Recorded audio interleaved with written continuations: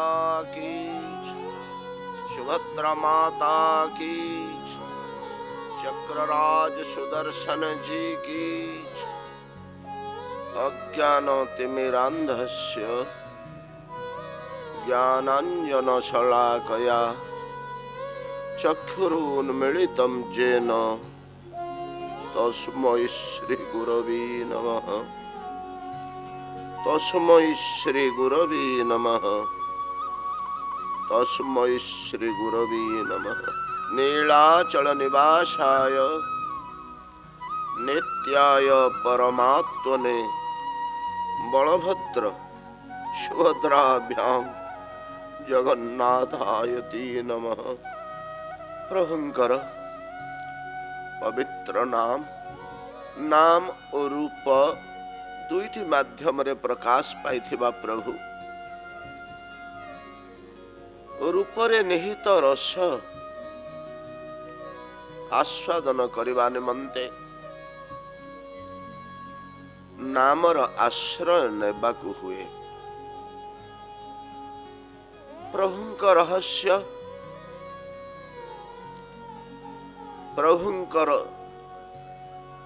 रसान्वित रूप आस्वादन पाई आमे दुई पद नाम संकीर्तन करिबा। प्रभुंकर जेपरि आमर से आह्वान रे प्रभु आम भीतर को ओल्हे आसबे। श्री जगन्नाथ जगन्नाथ जगन्नाथ पाहि मां।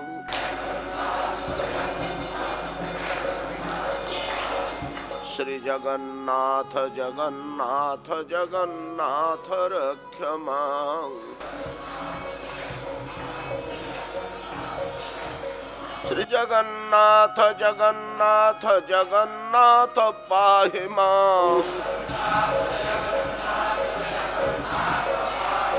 श्री जगन्नाथ जगन्नाथ जगन्नाथ रक्ष मां। श्री जगन्नाथ जगन्नाथ जगन्नाथ पाहि मां। श्री जगन्नाथ जगन्नाथ जगन्नाथ रक्ष मां। श्री जगन्नाथ जगन्नाथ जगन्नाथ पाहि मां। श्री जगन्नाथ जगन्नाथ जगन्नाथ रक्ष मां। परं ब्रह्मा पीड कुबलयदलत फुल्लनयनं निवासी नीलाद्रौ निहित चरण नंत शिरसी रसानंदी राधा शरशव पुरालिंगन सुख जगन्नाथ स्वामी नयन पथगामी भवतु मे। जगन्नाथ स्वामी नयन पथगामी भवतु मे। जगन्नाथ स्वामी नयन पथगामी भवतु मे। प्रभु श्री जगन्नाथ अनंत कोटि ब्रह्मांड नाथ सब किछिर नाथ। ए प्रभु कर स्वभाव से लीलामय। लीला तांकर सबठारु बेसी प्रिय। ए विश्व ब्रह्मांड से कहीं सृष्टि करती कि केवल लीला करने पाई।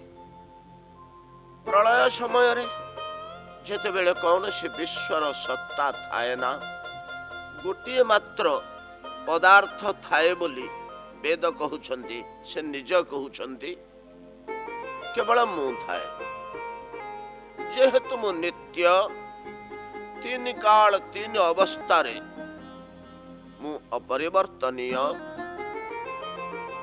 तेणु मो व्यतिरेक आउ किछि ही द्वितीय सत्ता थाए ना। केते एका रहिबि जे तुमे एका रहि परिबो। मोर इच्छा हुए एको हम बहुश्यां प्रजाये मु एकरु बहुरे परिणत हेबि। वेदांत वाक्य यहाँ प्रभुंकर इच्छा को वेदांत निर्णय करुचंती। हे प्रभु तुमे काहे कि एकरु बहुत होबाकु चाहुछ लीला करिबा पई। लीला करिबा निमंते मते एकरु बहुत होबाकु पड़ुछि। एकाधिक नहले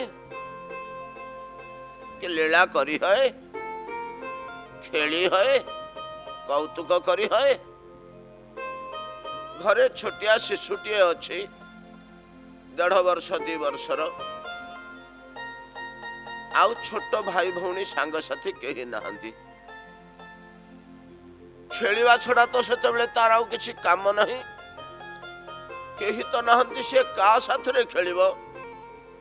श्रीमद् भागवत निर्णय करुछन्ति रे मे रमेशु ब्रज सुंदरीणां जथार्भकस्व प्रतिबिंब विभ्रम। से देखिला तार छाई कांथरे पड़ी से छाई साथरे खेलिबा को आरंभ कला। ए अनुभूति आम समस्तंकर अछि। छाई टिके जेतोले पाइगला निजर से खेलिबा को आरंभ कर देला छाई साथरे। से जेमति नाचिला छाईटी सेमती नाचिला। तद्रूप भगवानकर छाया स्वरूप ए विश्व ब्रह्मांड यार भीतर को ओल्हे आसी प्रभु लीला करंती। लीला शब्दर अर्थ भगवान कर्म जन्म कर्म इत्यादि। आमर कार्य को कर्म कहा जाए भगवान कार्य को लीला कहा जाए। जेपरी पूर्ण नाभि माकड़सा बुढ़ियाणी कीट से जो चाल तैयारी करे से चालर सूता कौन बाजार रु किणी आने कि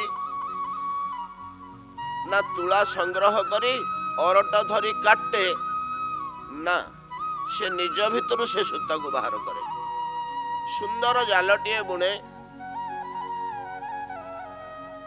ता दिहरे नाना प्रकार क्रीड़ा करे खेले दिन तमाम। तार जेतेबेले खेल रे परितृप्ति आसी जाए से सूतातिक संग्रह करी निज भितर भर्ती कर दिए निज पेट भितर भर्ती कर दिए। तेणु तो ताको ऊर्ण नाभि कहा जाए।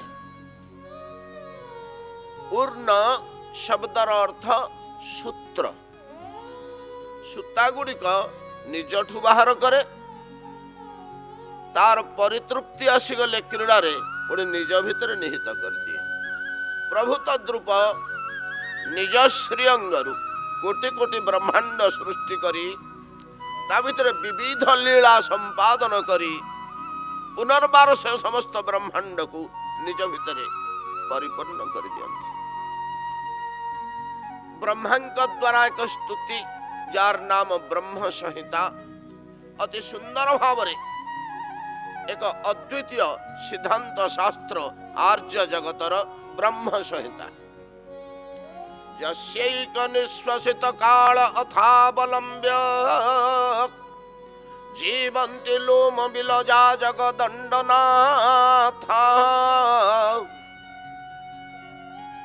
ते प्रभाव निचया विहिताश्च जेन गोविंदम आदि पुरुषं तमहं नमामि। आदि पुरुष गोविंद, गो अनंत अनंत अनंत कोटि विश्व ब्रह्मांड गो ताहंकु जे जानन्ति बिंदन्ति गोविंद विद जानिबा। श्री गोविंद मोर प्रणाम जस्यैक निश्वसित काल अथावलंब्य। से गोटे निश्वास त्याग कले कोटि कोटि ब्रह्मांड बाहर को आसे, अंतरिक्ष रे व्यापी जाए। केते सूर्य, केते चंद्र, केते ब्रह्मा, केते विष्णु, केते शिव, गोटे गोटे ब्रह्मांड प्रति गोटे गोटे। जितेबाला लीला कौतुक सरी जाए प्रभुंकर पूर्ण नाभि तुल्य, पुणी सांग निश्वास गर्भ को पशि जाए, महाकाश रु साउंटी ही अनंत कोटि ब्रह्मांड से गर्भ भीतर को पड़े जाए। कौन आम चिंता करिबा ये विपुल महिमा प्रभुंकर शक्ति को, लीला को। से प्रभु लीला करिबा निमंते जहा किछि लीला भूमि ये सब तांकर बारंबार मर्त्य अवतीर्ण होती, बारंबार केवल लीला करिबा निमंते। अवश्य ही लीला द्वारा जीव जगतर विपुल विपुल विपुल आत्यंतिक कल्याण संपादित हो जाए आपे आपे ईश्वर इच्छा। से महाप्रेरणार प्रेरित व्यक्ति महाभक्त इंद्रदम्न व्याकुलित प्राण रे नीलाचल पाद देश रे अपेक्षा करिछंती, मध्य मध्य नीलाचल चूड़ा को चाहुछंती। आसी गले के नारद, आसी जिवे के नारद। 4 दिन बीती गलानी, का कथा ये? साक्षात देवशिल्पी विश्वकर्मा सुयोग्य पुत्र 4 दिन यथेष्ट सुंदर मंदिर टे निर्माण कर देइछंती। शंकर अग्रभागरे स्थान पाइथिबा भगवान नीलकंठंकर केंचित सम्मुख को जो समतल भूमि थिला नारदंग निर्देश रे सेठी मंदिर निर्माण होइछि। पंचम दिवसर प्रभात काल रे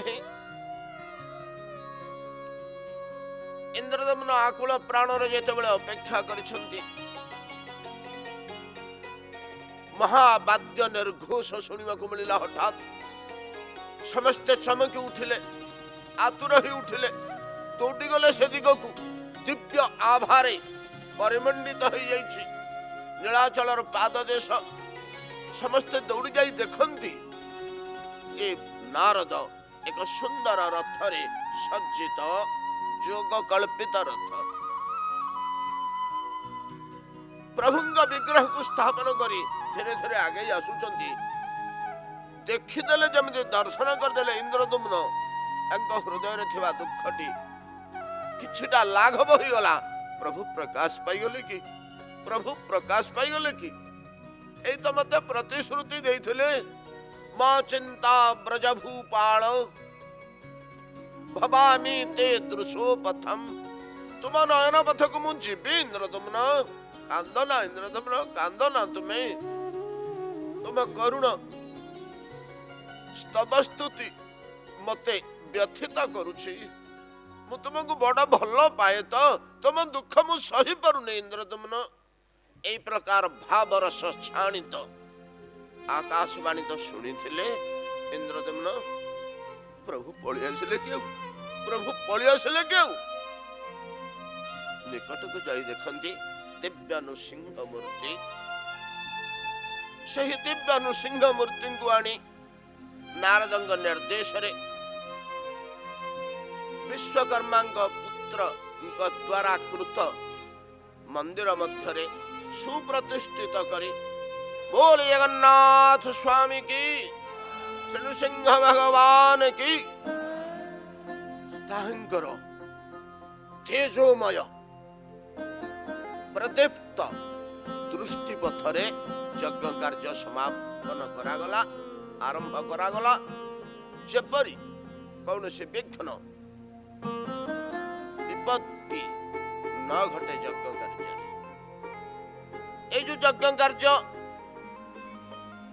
अश्वमेध याग गोटी गोटी गोटी करी 1000टी अश्वमेध यज्ञ संपन्न करने निमंते ब्रह्मांग निर्देश अच्छी नारद माध्यम तेबे जाई प्रभुंर प्रकाश घटिव। आम सनातन धर्म रे यज्ञ अत्यंत पवित्र और महाशक्ति उत्पन्न हुए यज्ञशाला। पवित्र अध्यात्म शक्ति बलरे सकल जीव जगत स्वचक्षुरे चर्म चक्षुरे प्रभु को दर्शन करने समर्थ हे। से यज्ञ उद्दिष्ट। इंद्रदम्न महाराज प्राण समर्पण कर देछंती। आउ कोन देबे? ए यज्ञ संहार रे प्राण पर्यंत समर्पण कर देछंती। ई भलिया विशाल महाडंबर पूर्ण अद्भुत अलौकिक यज्ञ आरंभ होइछि, जहा वर्णनातीत। अधिक कौन कहिबा? देवता माने स्वदेहरे आसिछन्ति। सेमानकर रहिबा व्यवस्था करा हैछि, सेवक परिचारक व्यवस्था करा हैछि एवं अन्यान्य समस्त व्यवस्था करा जाइछि। ब्राह्मण माने जेतेबेले प्रात्यहिक यज्ञ कर्म रे आवाहन करुछन्ति, अत्रागच्छ जहाँ को डका होछि से देवता स्वदेह आसी बसुछन्ति। ई भलिया गोटिया प्रमाण मिलुछि जोठी स्वदेह रे यज्ञशाला रे देवता माने उपवेशन करुथले, आचमन देले हाथ बढ़े जल बिंदु नौथले, कल्पित मूर्ति रे प्रदान करा जाउ नथिला, प्रत्यक्ष मूर्ति रे प्रदान करा जाउथला। महाराजा पृथुंग यज्ञ रे श्रीमद् भागवत रे आपण पाइबे, आउ बहु पुराण रे मध्य पृथुंग कथा पाइबे।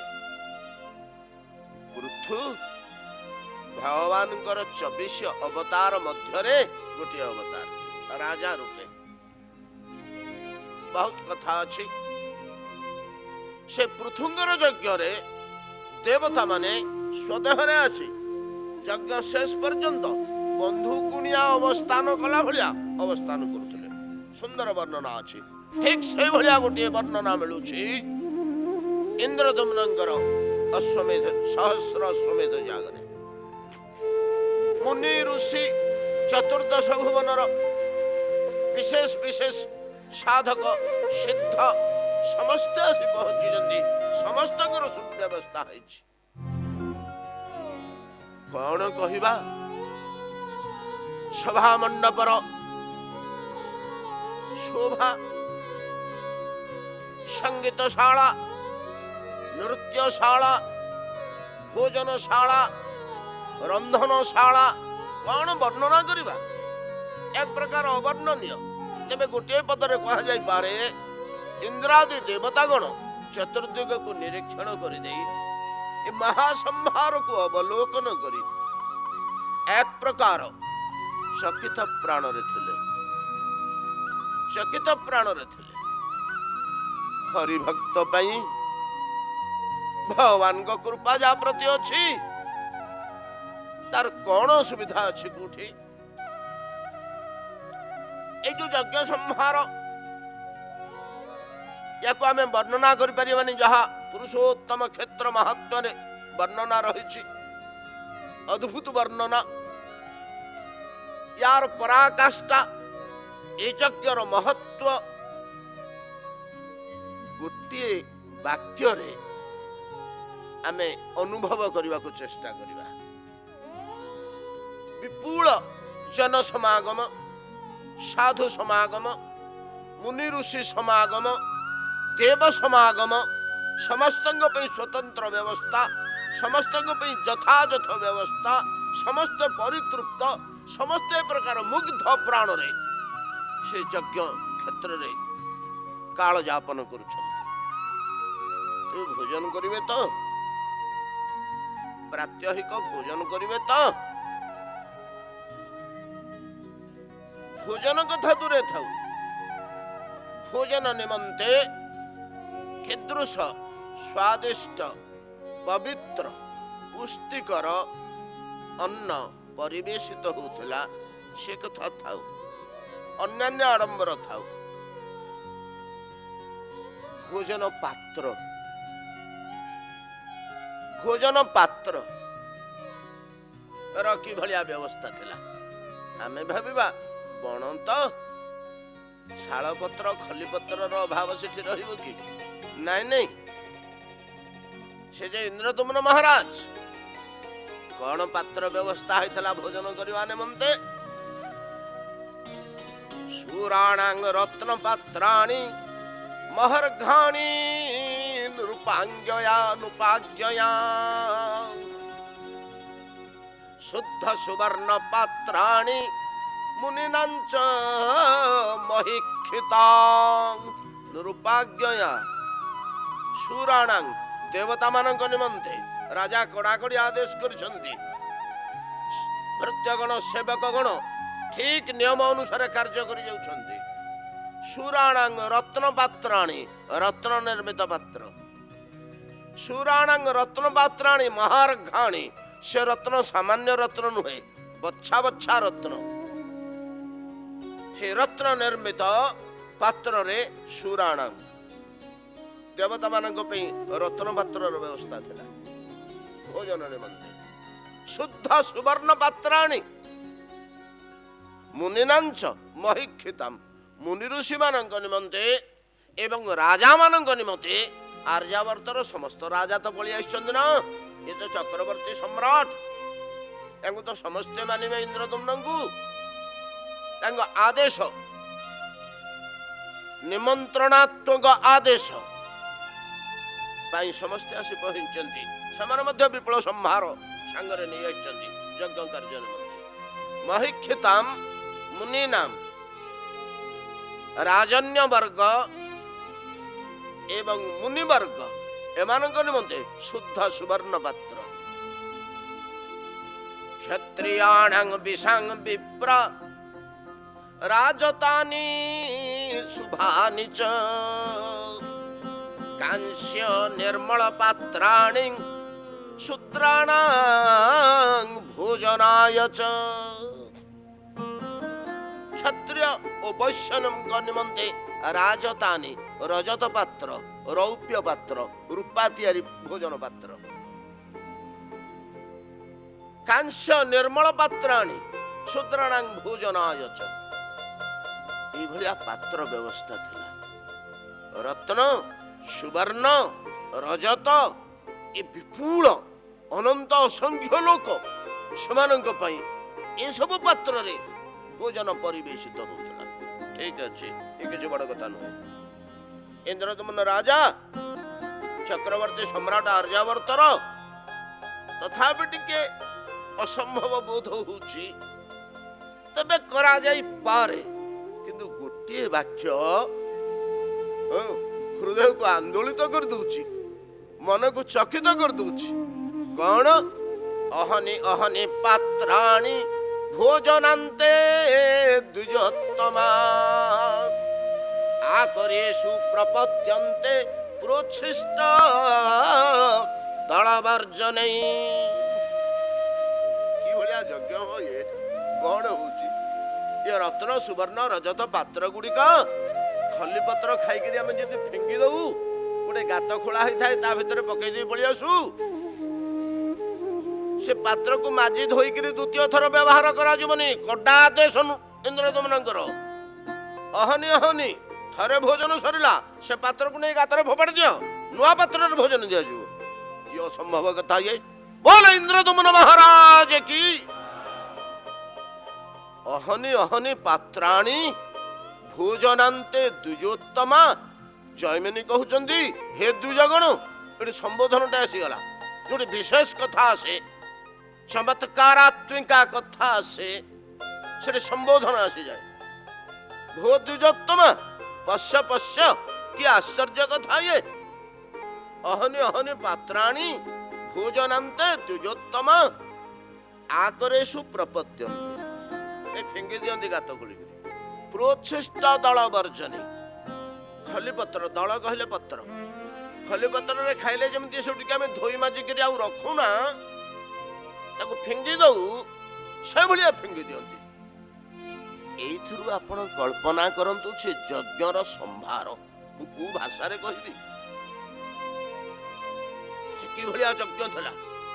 ଏଇଭଳିଆ ଯେତେବେଳେ ଯଜ୍ଞ ଆଗେଇ ଚାଲିଛି, ଗୋଟିଏ ବିଚିତ୍ର ଘଟଣା ଘଟିଲା ଏଇ ଯଜ୍ଞ କାଳରେ। କଣ ଘଟିଲା?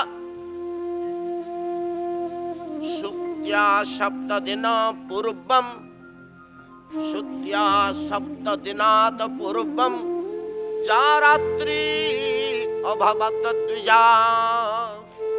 ଜୈମିନୀ କହୁଛନ୍ତି ଦ୍ୱିଜଗଣ, ସୁତ୍ୟା ସମାପ୍ତିକା। ସହସ୍ର ଅଶ୍ୱମେଧ ଯଜ୍ଞ ଯେଉଁଦିନ ସମାପ୍ତ ହେବ, ପୂର୍ଣ୍ଣାହୁତି ହେବ, ଶେଷ ହେବ, ତାର ପୂର୍ବବର୍ତ୍ତୀ ସପ୍ତ ଦିନାଥ